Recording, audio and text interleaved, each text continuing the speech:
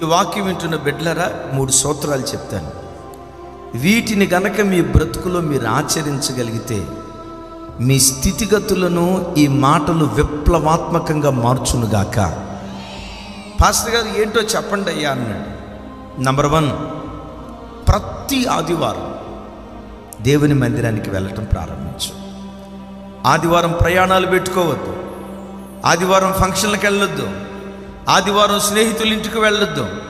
విశ్రాంతి పునరుత్థానపు దినాన్ని ప్రతిష్ఠిత దినంగా ఎంచి 9ంటికి ఆరాధన అయితే 8 గంటల 40 నిమిషాల కల్లా మందిరంలోకి వెళ్ళండి. కుటుంబంతో ఆరాధనకి వెళ్ళండి. నంబర్ 1 చేస్తారా? తప్పకుండా చేస్తానయ్యా అన్నాడు. 2వ చెప్తాను, ఏ మందిరానికైతే మీరు వెళ్తున్నారో ఆ మందిరంలో దైవ సేవకులకి సేవలో కుడిభుజంగా ఉండండి. బైబిల్లో ఒకలా ప్రిస్కిల్లాలు ఉన్నారు కదా, మీరు వెళుతున్నటువంటి మందిరాల్లో దైవ సేవకులకి అకులా ప్రిస్కిల్లాగా కుడిభుజాలుగా ఉండండి. పరిచర్యలో తోడ్పడండి. నేను డాక్టర్ని, నా హోదా పెద్దది, నేనేంటి మందిరంలో పరిచర్య చేయటం అని అనుకోవద్దు. బయట నీ హోదా ఎంత పెద్దదైనా దేవుని మందిరానికి వచ్చినప్పుడు తగ్గించుకొని ఉండయ్యా. సేవకుడికి కుడిభుజంగా ఉండు. చేస్తావా? చేస్తానయ్యా. అయ్యా మరి 3 అన్నారు కదా, 3వది ఏంటో చెప్పండి అన్నాడు. 3వది, ప్రతి నెల నీ రాబడిలో 10వ వంతు దేవునికి అయ్యా. రాబడి అంతటిలో 1,00,000 సంపాదిస్తే 10,000, 70,000 సంపాదిస్తే 7,000. రాబడిలో ప్రతి నెల నమ్మకంగా 10వ భాగం 10వ వంతు దేవునికి అయ్యా అన్న. ఆయన అంటాడు, మొదటి 2 బాగున్నాయి కానీ 3వది బాగాలేదు అయ్యారు అన్నాడు. ఏమి ఎందుకయ్యా అన్న, నేనే అప్పుల్లో ఉంటే, నేనే ఆర్థిక సమస్యల్లో ఉంటే మరలా దీనిలో 7,000 రూపాయలు సెన్సార్ చేస్తే నా అప్పులు పెరిగిపోతాయి కదా అన్నాడు. నేను చెప్పా, ఇచ్చి చూడు, పరిశోధించి చూడు, ఆకాశపు వాకిళ్ళు విప్పి పట్టజాలని దీవిన నా దేవుడు నీ మీద కుమ్మరిస్తాడు. ఇచ్చేది మనిషి కాదు, ఇచ్చేది నరమాత్రుడి కాదు.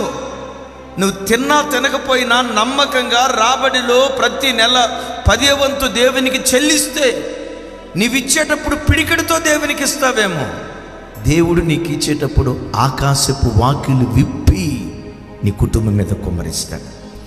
ఈ 3 నువ్వు పాటించి చూడయ్యా, నీ స్థితిగతులు దేవుడు మారుస్తాడు అన్నా. సరే పాస్టర్ గారు అన్నాడు.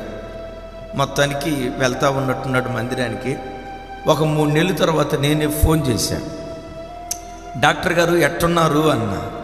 ఆయన పకాపకా నవ్వుతా, ఎట్టుండేది ఏముందంటే మీరు చెప్పినట్టే ఉన్నాను అన్నాడు. నాకు అర్థం కాలేదు, ఎట్టున్నావయ్యా అన్న.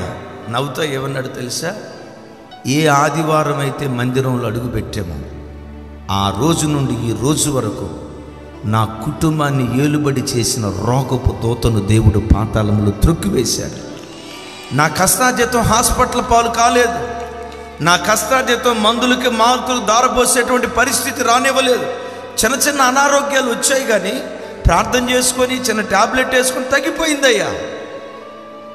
3 నెలల నుంచి నా కష్టార్జితాన్ని నేను అనుభవించేటట్లుగా హాస్పిటల్ పాలు కాకుండా దేవుడు కృప చూపించాడు. నా కుటుంబం అంతా చక్కటి ఆరోగ్యం. ఆయన ఏమన్నాడు తెలుసా, నా వైద్య శాస్త్రం ఏది చేయలేకపోయిందో నా దేవుడు దాన్ని జరిగించాడు. దేవుని కృప. ఈ 3 పాటించాడు. తర్వాత ఏం జరిగిందో తెలుసా, 7 లక్షల రూపాయల అప్పు దేవుడు తీర్చి విజయవాడ పట్టణంలో ఒక అద్భుతమైన గృహాన్ని దేవుడు ఆ డాక్టర్ గారికి ఇచ్చాడు.